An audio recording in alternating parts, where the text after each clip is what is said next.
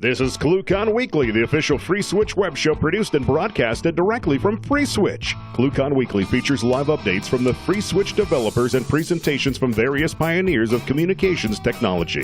ClueCon Weekly is brought to you by FreeSWITCH Solutions, the official consulting firm of the FreeSWITCH open source project. Get help from the experts. Visit freeswitch.com. ClueCon, the premier technology conference for telecom, WebRTC, IoT, and all things maker. ClueCon is held every year in Chicago, Illinois, and offers an all-day hackathon and 4 days of technology-rich presentations from developers around the world. Learn more at ClueCon.com or call 877-748-CLUE. All right, guys, welcome to ClueCon Weekly. Today is December 14th, and we're going to have a special guest, myself. I'm going to be talking about Raspberry Pi, FreeSWITCH, and a few little tips and tricks there that you guys can do. We're going to get to that here in just a minute. Mr. West, how are you doing today? Hello. Helpful if I'm unmuted. I'm trying to get everything lined out and get ready for the holiday. It's got a lot of things to wrap up for the end of the year. I need to get more people involved in our 1.8 configuration revamp.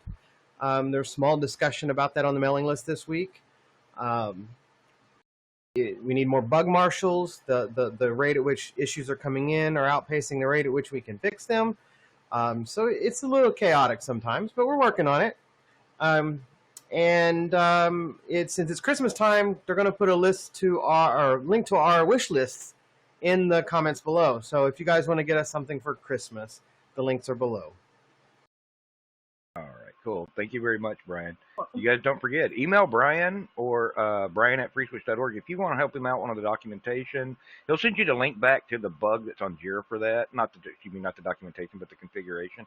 Also, email Brian or me if you want to help out with bug marshaling. We can get you set up on that. We can help you figure that out. So drop him an email, Brian at freeswitch.org, or you can drop me an email, krice at freeswitch.org. Thanks, Brian. Miss Kathleen, how are you doing today? I am doing really well. Thank you, Ken. This week in features, we have a patch that considerably extends the mod AMRWB module to support AMRWB encoding and decoding for both OA and BE modes. So that's kind of cool. Check that out, guys. ClueCon 2017 registration is open. I know some of you have seen some of the announcements about that. We have posted on social media and on the ClueCon.com website. Head over to ClueCon.com, click the little orange button, get yourself registered. We have an early registration discount. For those of you that like to wait until the new year, that's fine as well, but our discount ends on January 31st. This discount gets you a ticket for only $6.99, so act fast. And again, for those of you that don't know, the FreeSWITCH team hosts a bug hunt on Tuesdays at 2 p.m. Central Time. We host this gathering. It's here.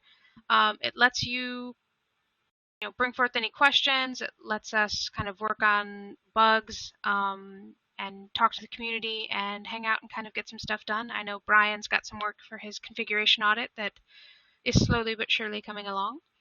So if you'd like to help with that or have any questions or would like to get involved, that's a great time to call in and talk to us. And then Fridays, noon Central Time, we also have our free-for-all. So again, another good time to call in here, talk with us, ask your questions, get involved, and contribute a little bit. And stay connected. Our HipChat channels are IRC, #FreeSWITCH. These are great ways to talk to us through chat. We have a mailing list, so join that if you have any questions. That's another great way to sort of reach out, and like us on Facebook and follow us on Twitter for both FreeSWITCH and ClueCon to get all the latest and greatest announcements. That's it from me, Ken. Hey, cool. Thank you very much, Kathleen.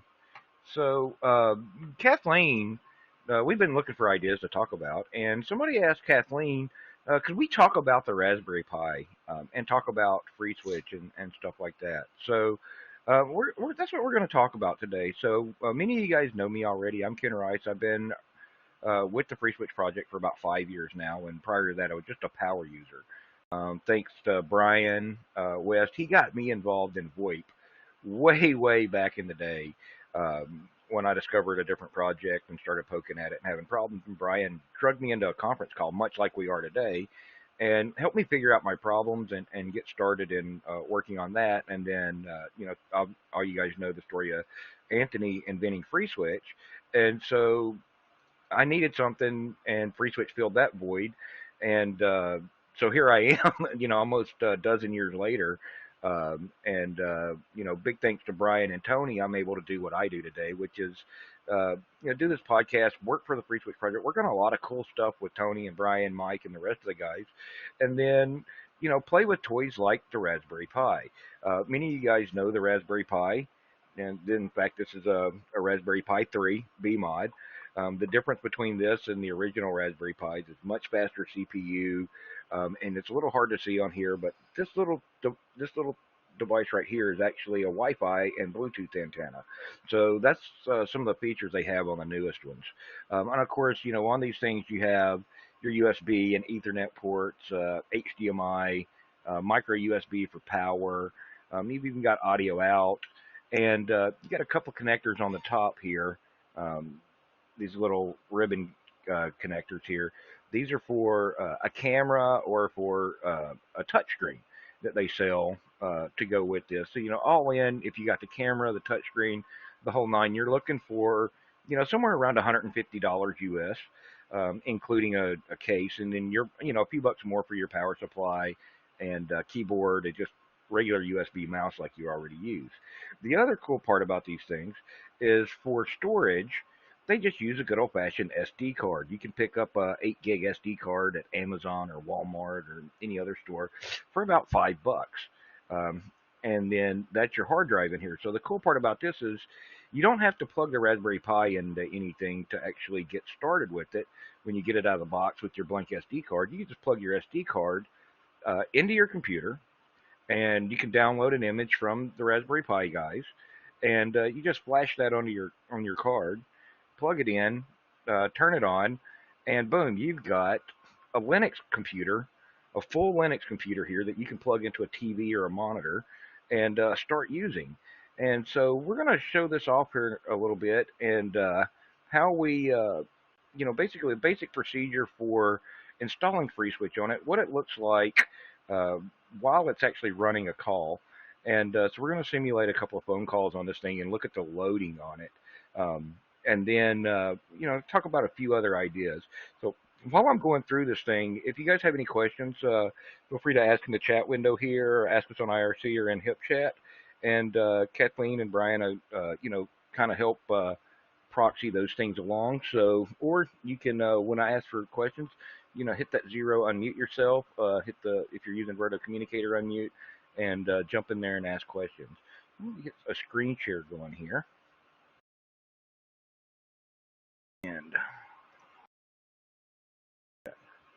so most of you guys know our website, freeswitch.org. If you want to know more basics on the Raspberry Pi, or on FreeSWITCH rather, you can go there. For Raspberry Pi itself, I just bought this particular Raspberry Pi from Newark.com. They're the guys that actually make them for the Raspberry Pi project. So we'll post that link down in the show notes. And you can go there and you get them. They're $35 just for the Raspberry Pi US. And then for the operating system on this, I'm running Raspbian. We'll put a link down below on getting Raspbian. There's also the installation guide for you there. You literally download an image file from here, and you can get it for the torrent or with the zip. And then you just use, if you're on Linux, you use DD on Linux or OS X. If you're on Windows, there's an image writer that you can download that's free to just write it out. So now once you have that, then we're going to go through a little procedure to get the Raspberry Pi useful. So in this case, we're going to talk about FreeSWITCH, but these things have tons of other uses. Like I mentioned, you can use it for a small desktop computer. I've got some 3D printers. I use another open source project called Octoprint, and to make an Octopi, and it makes my 3D printer a wireless printer. I just hit it in the web, load a print program on it, and it spits out physical parts for me. So these things are very, very useful and for doing various things. Now with FreeSWITCH, if you go to Confluence and you can just search Raspberry Pi on Confluence, you can find some quick installation steps on building the binaries yourself, how to use the installation script that we have, or it says here, see the Debian for source installation instructions. So Raspbian is literally Debian. It's just recompiled for the ARM architecture for the Raspberry Pi, has the drivers in it, and then so we can just follow along in those directions. So I'm just going to switch over here to an SSH terminal, and I'll show you a few things on my Pi here. So we know what's going on, and just to show this is a Pi. This has a Broadcom 2709 CPU in it. That's a 4-core ARM v7 processor. I forget the speed on them, but it's around it's several hundred megahertz, if not a gigahertz. And so these are fairly quick. Compared to previous Raspberry Pis, like the Pi 1 and the Pi 2, these things are blazing fast. The first Pi 1 I had, I think it took me about 6 hours to build FreeSWITCH from source on the very first one. And that's from the time I typed make and hit enter and, came back later to see what it was. With the new processor and, on this thing, we've got a fair bit of RAM here to use on it. I believe it's 512 meg or a gig on these things now. And they do use part of the RAM for the video memory, so you're not going to see the whole thing in the it's 1 gig of RAM, and you're not going to see the whole bit of memory used available for the operating system because they do use part of it for the HDMI outputs frame buffer for the video card. So you got that shared memory going on, but you can still, 800 meg of RAM here. So with that, I'm going to do a build. I did a build of FreeSWITCH. That takes a bit of time. So I'm just going to show you what we did here. So the first thing I did was I checked out FreeSWITCH. And to show you that here, I did a git clone, but here's the origin line that you want to get. You can get this directly from, this is the same thing you would do on Linux or any other operating system. Go to FreeSWITCH stash, go to the FreeSWITCH repo, click the clone button, get the link. You can check it out over HTTPS, over SSH, or SSH. I did it here as HTTPS. And I'm running master, right? And just to see where we're at in here, I did a git log -1 to show you the last commit that I got. This is a commit from Mr. West yesterday, Tuesday, at 1700 GMT -6. So that's about, still just short of about 18 hours ago or so. Was the last commit that I grabbed on this one right here. So this is pretty much up-to-date code. So the next thing I did from there is I went ahead and did an apt-get upgrade and make sure I've got the latest of everything on Raspbian. And then I needed to install a bunch of dependencies. These dependencies are referenced both in the install script and on the Debian dependency list for building from source. Apt-get install these. Takes a few minutes to run these, so we're not going to do it for the sake of time on the video. And then go ahead and clone FreeSWITCH at that point if you haven't already done so. So the next step that you're going to want to take here is actually building FreeSWITCH. So for the sake, so in this case, what I did was, let's see here.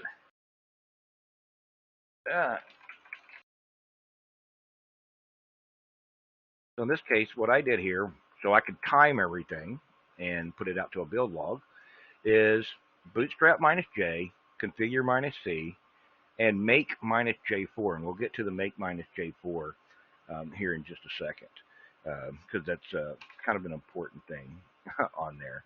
So we can see how long does it actually take to build that. Well, we're going to do it anyway.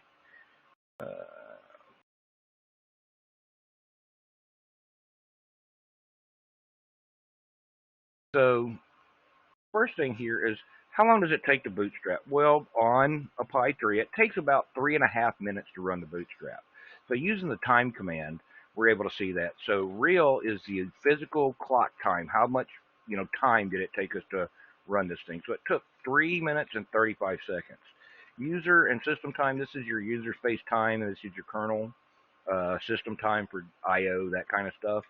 So 2 threads, a total of about 6 minutes of user space time, and 5 minutes, or excuse me, 5 seconds of system time. So that's your disk I/O writes and that kind of stuff. So physically, it takes us about 3.5 minutes to run the bootstrap on the RPi. So from there, we're going to go into configure. Now, in this, and that's a typo there. So I used the capital C flag on configure. That caches some of the tests earlier from configure, and since we're running configure reentrantly, it uses the results of those tests later on down the road. So we don't have to rerun the test. If you know how configure works, it basically builds a little chunk of C code and then test if the output is good or not. If it is, then we've got a good test. So instead of doing those compiles over and over again, we can save the first result and use it again. By doing that, we greatly speed up configure time on FreeSWITCH. In this case, configure on an RPi 3 is about 4.5 minutes. Now, put this in perspective on a Xeon-based system with a decent amount of RAM and disk subsystem, you can completely build the entirety of FreeSWITCH in about 4.5 minutes, maybe 5. So about 2 minutes of user time, and then about 28 seconds of system time. So this is actually fairly quick. Prior to the RPi 3, you're probably talking about 30, 45 minutes just for configure time. Now, everybody wants to know about the make, and for make is where we spend the lion's share of the time here. Now, this is a make minus J4, and so we used about 15 minutes and 5 seconds of clock time to just build, now just do the make part of FreeSWITCH. So this is going to be the lion's share of your time between bootstrap, configure, and make, you see. And so we got total down here of 23 minutes and 12 seconds. Now, that sounds that sounds like it's taken a while, but if you consider that on the RPi 1 with its CPU, its limited amount of RAM, it's very limited clock speed. It was only a single core or a 2-core processor. This is way faster than that. We actually spent because of the 4 cores, we actually spent about an hour, a little bit over an hour, actually building on the 4 threads. So if we break those down, that's 15 minutes per core. We end up with an hour. So this is way faster than what we were used to dealing with before. This is a combination of faster core, better core, and more threads. Now, let's turn our attention back to this make minus J4 here. If you guys are familiar with make minus J, J says, okay, look at our make file and let's build in parallel the task in the make file that we can. 4 here is a limit of how many tasks do we want to run in parallel.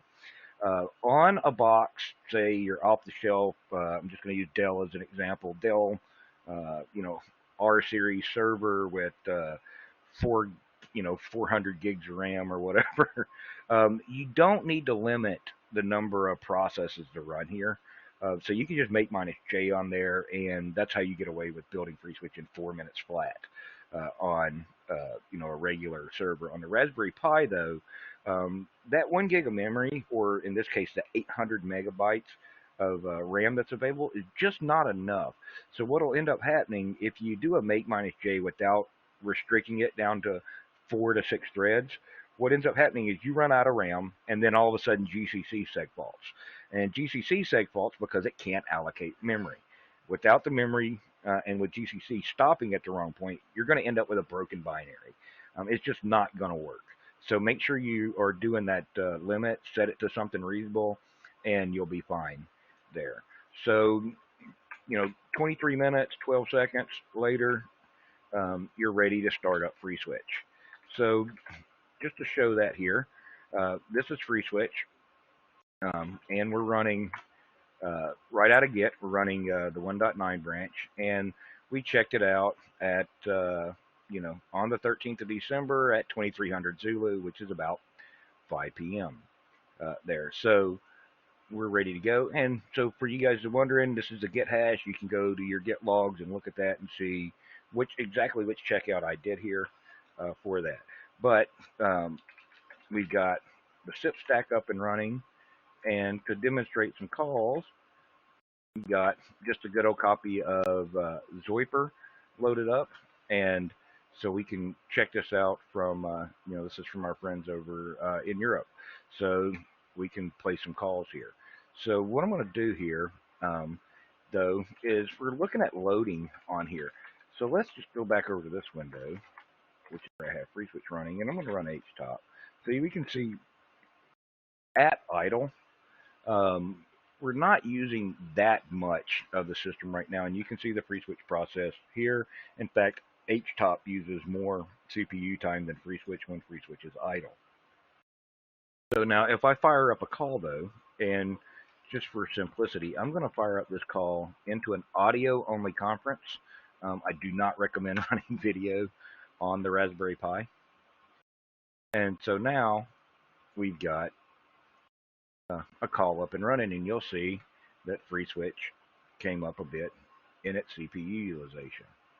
So now one call, we're using, 30% of a core on there, sometimes up to 75% of that core. It just depends on how much we're doing here. So now this is a call from a cell phone on my desktop into Mod Conference running on the Raspberry Pi. So now I need to place a call out. So just because I'm going to be lazy here, conference, let's see here, dial Sophia /conference.freeswitch.org. So I'm just going to make a SIP call in the conference. So all the audio that we're doing here is going to be now shunted over to my Raspberry Pi, and it's just going to enter as a listen-only participant. If I do this right, .org might help if I put the whole domain name in.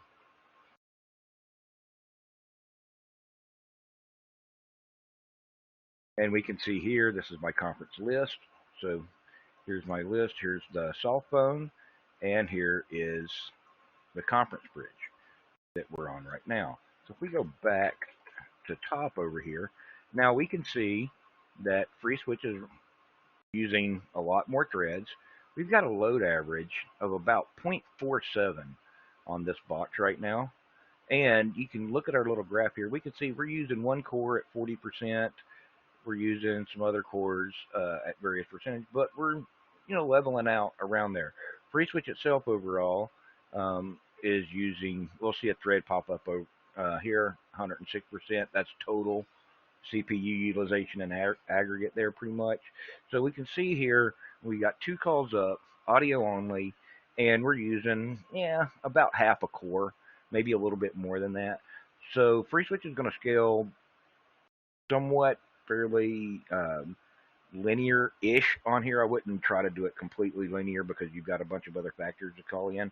So I would say on this particular box, we could probably get 8 or 9 calls up on the bridge before it just totally sounds like crap. If you're just doing extension calls, you're probably going to get more than that on there because you're not dealing with what we're doing here, which is decoding the audio, mixing it all together, re-encoding it, and send it back out to the endpoints. In fact, let's see what we're getting on codecs here. Let's see here. Show calls. So in this case, where's my call codecs?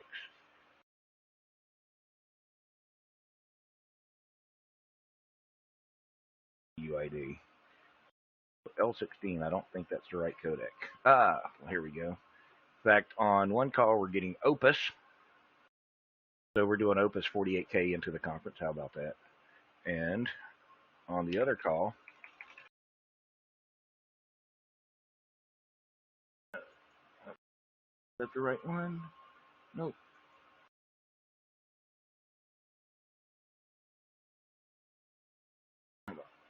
In there, that one's doing Opus also. Oh, looks like we're doing Opus to Opus on here. So we're doing an Opus decode, re-encode, and conference mix on that. So I'd say that's actually pretty good. I'm actually surprised and impressed by that myself. So at this point, does anybody have any questions about where we're at with running on the Raspberry Pi?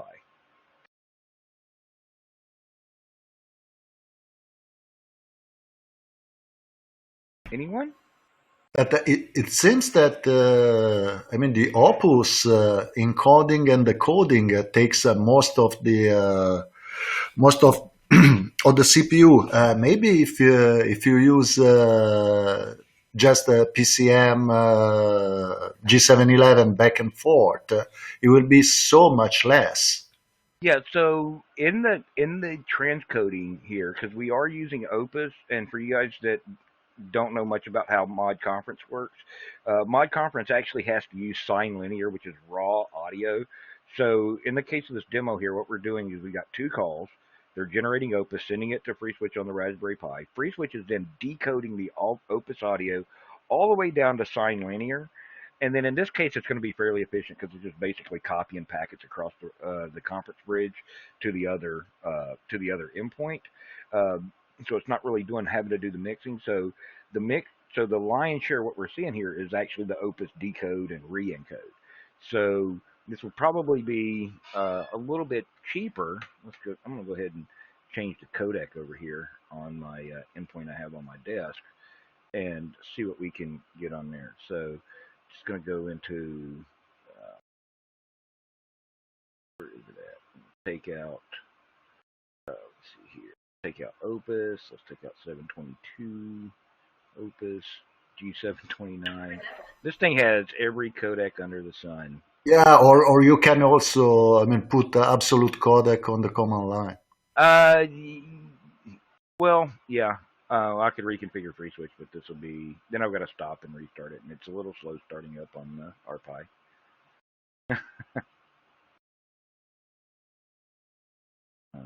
Okay. And beta version of software not playing nice.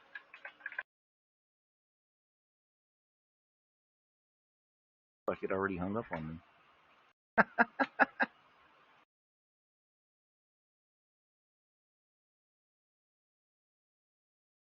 Yep, there we go. Ding. Cell phone hung on me. You guys give me just 1 second.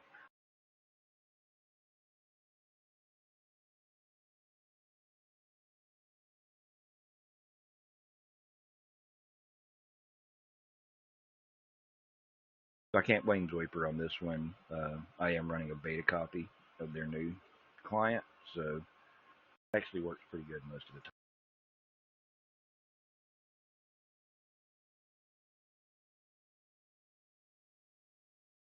There we go.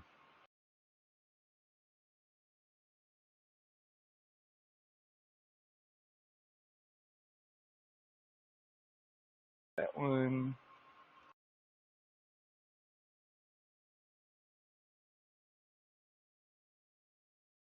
And you can see here we're using PCMU. Over here and look.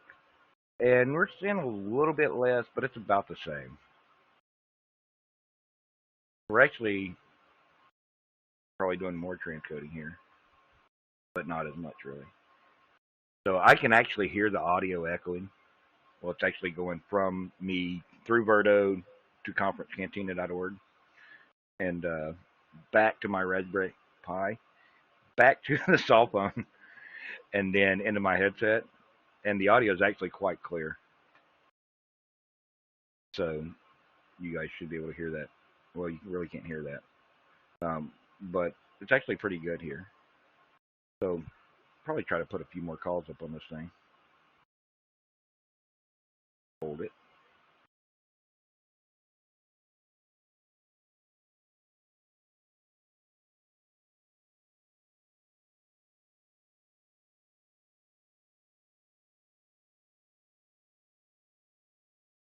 Now it's actually playing music.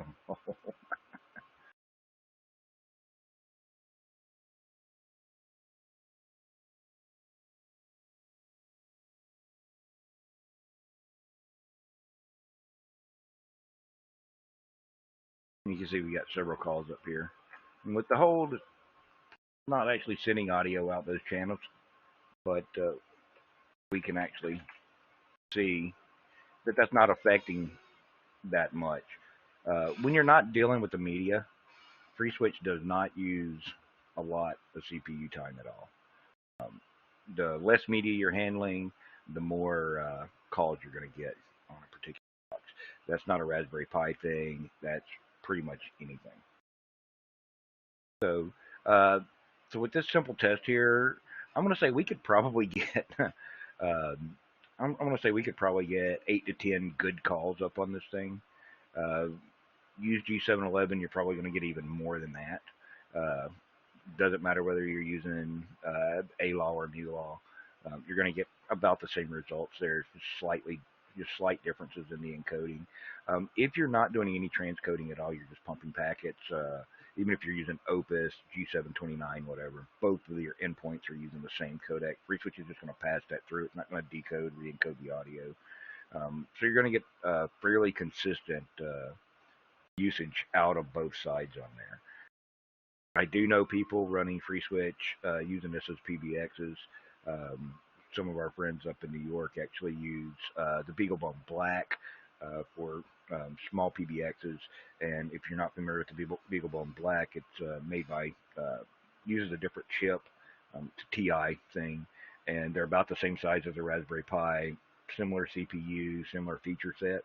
I think they cost just a tad bit more. They might have a little bit better CPU in them, but for $35, you can't beat this. Now, with this and with FreeSWITCH, what can you do with a Raspberry Pi? Well, there's all kinds of fun stuff you can do. This, for instance, this right here is called a ramps. This just connects with USB.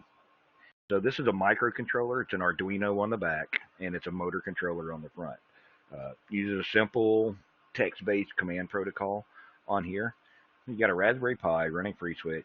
Now you can start getting info about the media coming through here.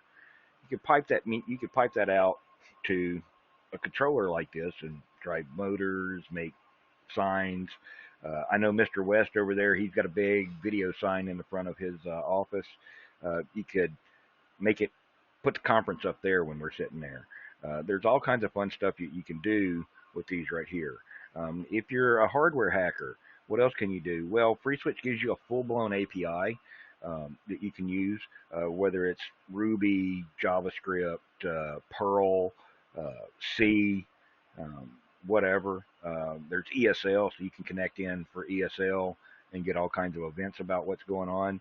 And then you've got this big row of pins up here. It's a little hard to see here on the video, but this big row of pins is general purpose I/O. There's several different libraries out there for the different languages. They're all mostly based on a library called WiringPi.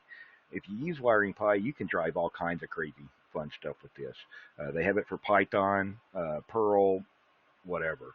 I've used it in Python and C. So it works quite well, and you can turn around and then you can drive other stuff with it. You could even drive, I don't know, a gimbal like this right here with it and have all kinds of fun. So the thoughts are limitless. Other things I have done with this, and I don't have one handy right now set up, but I've actually used Raspberry Pi with Verto communicator and the camera and a Raspberry Pi camera to actually make a little video phone out of this. A lot of you guys have seen some of my older videos where I took an old 2500 set and turned it into a VoIP phone using FreeSWITCH and a Raspberry Pi. Those are out there on YouTube, so you guys can check that out. So don't let your imagination fool you. There is tons and tons of use cases that you can use with one of these little bad boys right here. And as we talked about earlier, it's really easy to get this set up. Get them off the internet real cheap. If you don't want to wait for Newark, you can order them from even Amazon. And I've seen them floating around in various stores around the area. So you never know where you're going to run across these little things at. As far as other bits, you can grab and go. An idea of a little project may be, I want to know what the temperature and humidity is like in my home. You can get a little humidity sensor, hook it up with this, call into FreeSWITCH and have it read it off to you. Use a TTS and FreeSWITCH. So, that's just a little project. I know William, he's not here today, but he's out for holiday. But he actually has some stuff like that he's done with Raspberry Pi, Arduino, and other stuff. There we go on that. So anybody have any questions?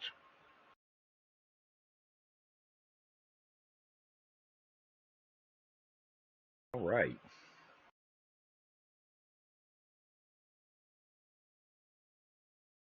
Go ahead and put this thing back in a normal mode. Ken, what are the most, let's say, annoying limitation you found in working on Raspberry? The most annoying limitation is the USB ports on these things. There's a limitation in the throughput on the USB going back all the way to RPi 1. I have not seen anything fixing it on there. It's gotten better on the later versions, but the RPi 1 and RPi 2, if you had a USB headset plugged in here, would actually drop packets and would make your audio sound like crap if you did not force the USB port back into USB 1.0 mode. The other biggest issue with these things, I think, and it's not really an issue with the Raspberry Pi itself, it's an issue with, uh, I want to say, modern coders in general, is we tend to think that we have all the RAM in the world to deal with. And so there's only a gig of RAM on these little things. When they first came out, they only had 512 megs of RAM. So we all take for granted today that our computers have an ungodly amount of RAM in them. I mean, my desktop here has 32 gigs of RAM in it. We buy servers on a routine basis with 48, 64, 128 gigs of RAM in them these days. But we don't consider that we just don't have that much RAM on one of these things. Or if we get a laptop and it's only got 512 meg of RAM, and it's like, ooh, go throw that thing away and buy a new one. So we need to be more cognitive. We need to just think about that when you're working on software. Think about how you're storing stuff, where you're storing it, how many copies of it you're storing. But so that makes it fun on getting that in here. One of the other things is this is an ARM chipset. Uh, it's not x86. So some of the libraries that you take for granted on full-blown Linux don't necessarily work on here. The Raspbian project has done a killer job of getting everything ported over where possible. There's still a handful of libraries that may or may not work on here. Um, so you got to watch out for that. But otherwise, it's a pretty cool little box. And for what you get, $35 US.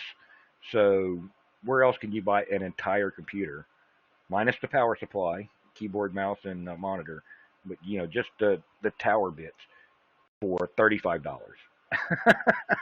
That's the cool part, I think. Yeah, it's pretty incredible. But what kind of energy supply it gets? I mean, Um, yeah. Actually, let me grab one real quick. But these use, and I just bought these off the internet. Um, I'll grab one here. I bought a whole box of them because they're like $5 or $6 a piece. Uh, but in this case, this is a 5-volt DC, 2 amp power supply, and you guys might actually have some of these at home already because they look really familiar. And this is a US model, so the European models look a little bit different on the plug.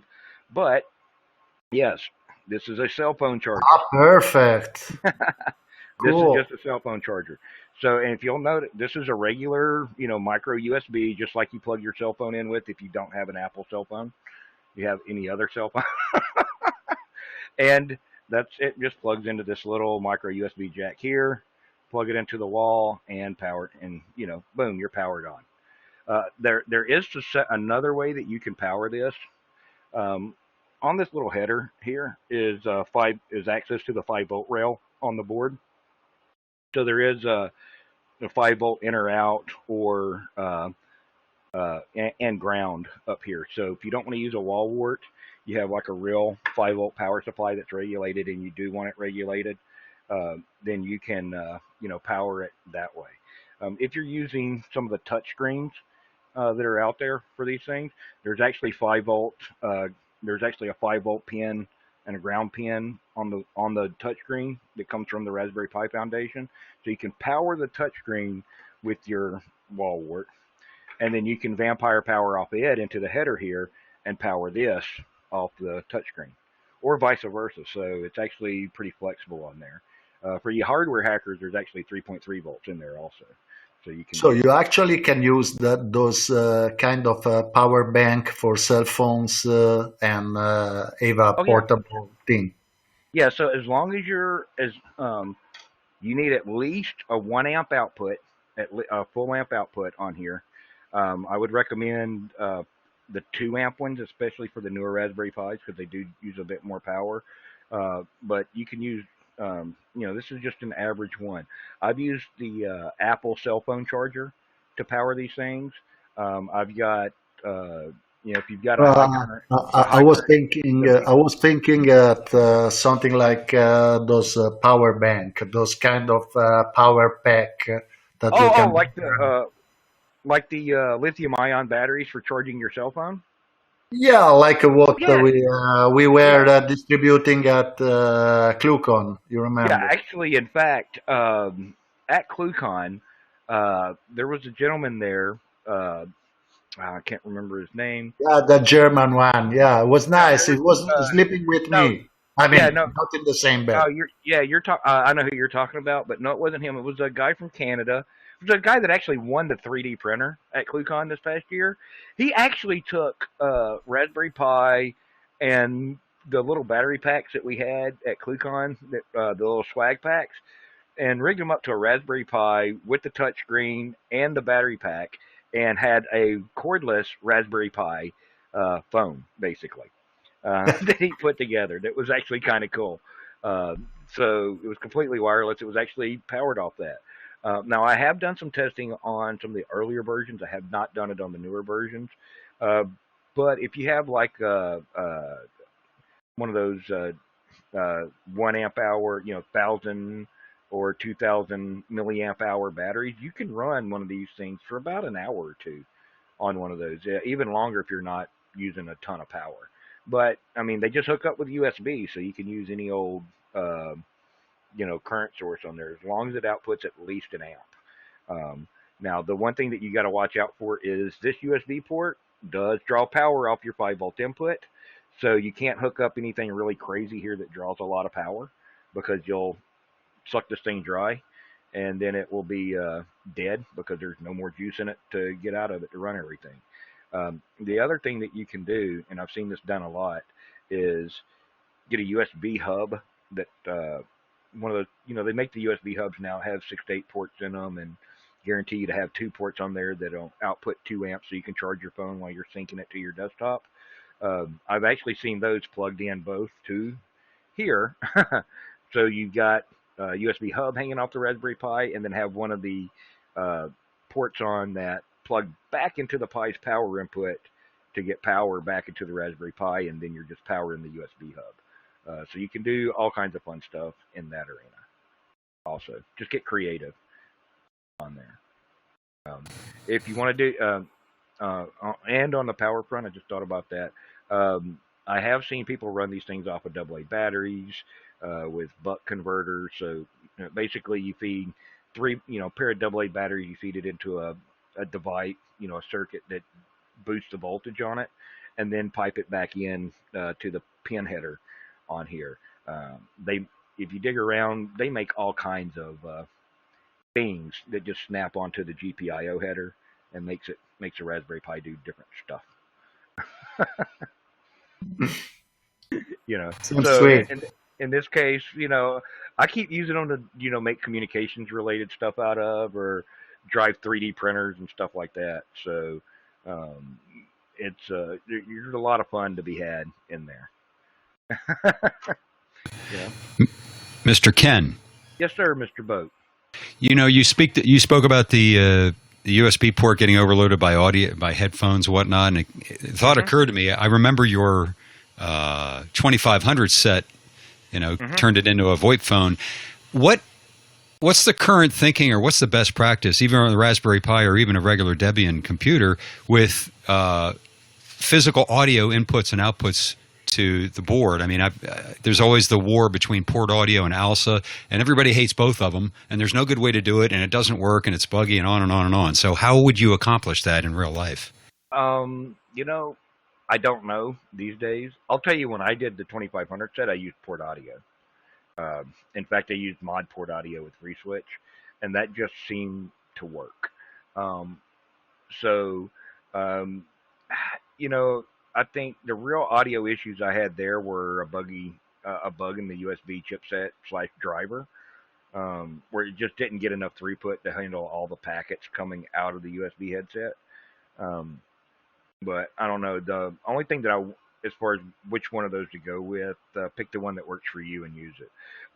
The one thing that I would say when dealing with audio out of USB headsets is not all USB headsets are created equally, and especially your lower cost ones, they tend to lie to you. And what I mean by that is you plug a USB headset in, you scan that USB headset to see which sample rates it supports, and on the cheap ones, they'll all support like one sample rate. And I'm just going to make this up. I'm just going to pick one here for the sake of argument, 16 kilohertz.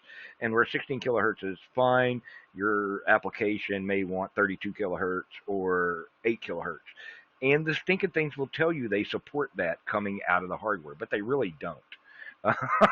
So figure out which one is native for that device and use the native one. And if you need to resample, do it in software on the CPU. Especially if you're using a desktop or even on a Raspberry Pi, it's not that much load. Uh, it is appreciable if you're trying to do a lot of it, but it's not that much for a single port device like that. You'll end up with a lot better experience on it. And I found that out the hard way going through different cheap USB adapters, trying to find one that would work for audio and work reliably. Okay, thanks. Yeah. Any other questions? By the way, I see you caught. I see you caught the missing dependency on liblua. I found that out the other day, so I updated the docs on that page, that Debian sources page. So you're welcome. Thank you, sir. So, but all right, guys, I'm going to go ahead and wrap this up. I'm going to put once we get this all processed and everything, I'll put a bunch of links to Confluence, FreeSWITCH page, the different spots where you can go find these things. Down in the notes below the YouTube video, I'll get Kathleen to update that on Facebook also, so you guys can go there and look and see. So if you got some time, you want something to do, go get your Raspberry Pi. They're $35. Sit down with the kids, play with them, show them how these things work. It's a good way to get people involved in computing. The whole point of the Raspberry Pi, from the Raspberry Pi Foundation's point of view themselves, is not for guys like me and Tony. Although we can do a lot of really cool stuff with these things, they really want kids to use these to get kids involved. We're starting to turn into the old men in this world, unfortunately. And it's those guys that are coming behind us that are going to do some really cool stuff, and who knows what they're going to do. So it's time to get them started now. And I can speak to that personally. I know Tony can tell you the same thing. We both have children that are college age or getting there. So get these guys. These tools are cheap. You can give them away for Christmas, whatever. Go get one, have fun with it. That's what I would say. And any questions, hit me on the mailing list, or drop me an email, and we'll be back, with these things before long, because I've got a few things that I'm working on, and we'll, show these off. I think we got some cool stuff there coming up. Miss Kathleen, who do we have on the schedule for next week? Next week is going to be a bit of a fun week. We decided that since we're sort of all in the midst of the various holidays and vacation-y weeks, that we're going to have a holiday party. Call in. It's going to be really casual. We're just going to hang out, talk. We might have some fun videos or something going. Yeah, it'll just be sort of everybody gearing up for the new year, and just a fun little hangout kind of thing. So we'll see if we can come up with some fun little demos or videos or things to do. So it'll be kind of cool. And that is next week, Ken. All right, cool. Thank you, Kathleen. And Kathleen, real quick, if somebody has any ideas for the show, what do they need to do? They need to email us at marketing@ClueCon.com, or you can even message us through social media. If you want to send us a message through Facebook or ping us on Twitter or something of that nature, then feel free to do that. Make sure that you get a response, though, because we may miss it. So if you don't hear from us, feel free to ping us again. And we'll get those demos going. All right, cool. Thank you very much, Kathleen. Thank you guys. Also, Boat, thanks for the questions. Giovanni, the rest of you guys that are joining in there today. If you guys have any questions about this stuff, feel free to chime in. Hit us on, on the mailing list. You can see the FreeSWITCH mailing list at list.freeswitch.org. That's pretty active. So ask questions about the Raspberry Pi and that kind of stuff. It'll give me some ideas on what we can talk about the next time we, bring the Pi in here and talk about these things. Well, this is just a quick demo on how you can get it up and running. Didn't do anything special. Installed the sound files and used the default config, and got going pretty quick, guys. So check that out. Again, we'll see you guys next week, and you guys have fun.